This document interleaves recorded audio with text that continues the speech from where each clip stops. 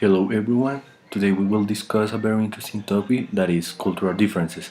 This is my English final project. My name is Juan Esteban Romero and let's begin. In the first place, we must know what culture is. The definition is system of values and norms shared among a group of people and that when taken together constitute a design for living. On the other hand, we have these elements of culture. There are six of them, from religion, politics, economy, education, language, and social structure. When we talk about language, we refer to the mirror of culture. It can be a verbal or not verbal communication. When we refer to non-verbal communication, are the sign language or silent language, also body language and gestures. For example, Latin Americans and Arabs like to stay close to people they are talking with. If others just stay far, it might give a negative impression to them. When we talk about religion, it defines ideals for life, also existence of supernatural beliefs. For example, when beef is exported to an Islamic country, the animal must be killed in the halal method. When we talk about education, it can be formally or informally, and less education may increase the cost of life.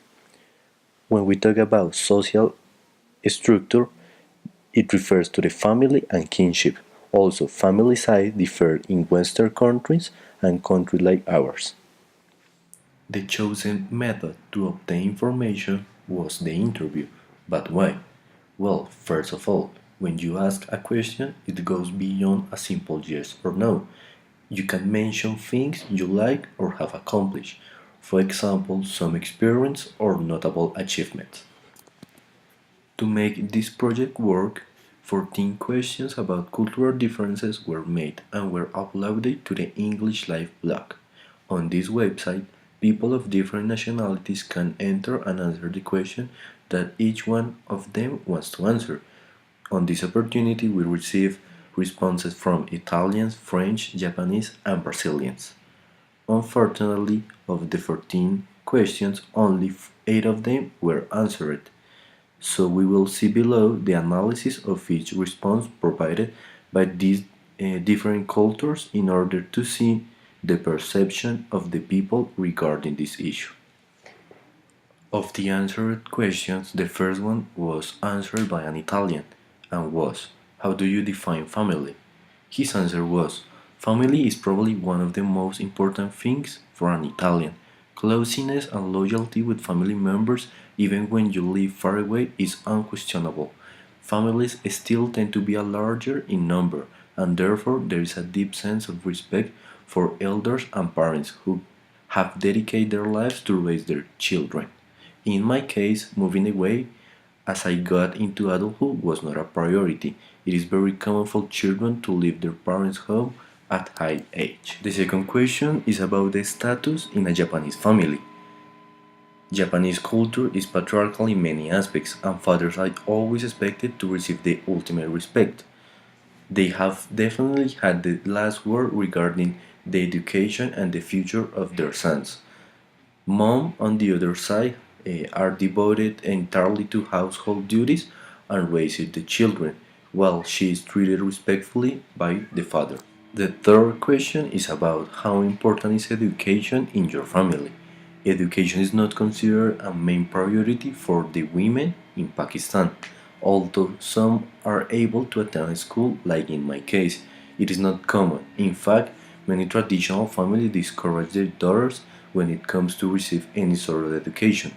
Fortunately, I had received privilege to have parents who think the only way to get out of this world is through education, and therefore there is no difference between my brother and I in terms of attending to school. The question number 4 is punctuality important to you? An Englishman says punctuality has no place for under evaluation when it comes to daily activities. The impression you give by being frequently late is one of lack of care, while if you arrive on time, it demonstrates your commitment and honor to your work. The next question is, what is the most important meal of the day? The answer, supplied by a French, is 3 meals a day are more than enough. Generally, we don't eat any other food outside of these fixed meals. However, the lunch is the most important meal of the day. It can take us hours to eat it, considering that we have got the rest of the day to digest it. Question number 7 talks about how important is religion in your family. And the answer is, as most the Sri Lanka society, my family identifies itself as Buddhist, following the sacred text of Tripitaka. Is very important among all family members and it plays an important role in the way we interact with each other. According to our beliefs, the concept of karma and rebirth are centrals. Our actions in the lifetime determine the kind of life into which we will reborn through the quantity of spiritual merit earned for oneself or one loved ones. These questions talk about the eating habits or rituals that are specific to your culture. Our Brazilians talk about that food is crucial.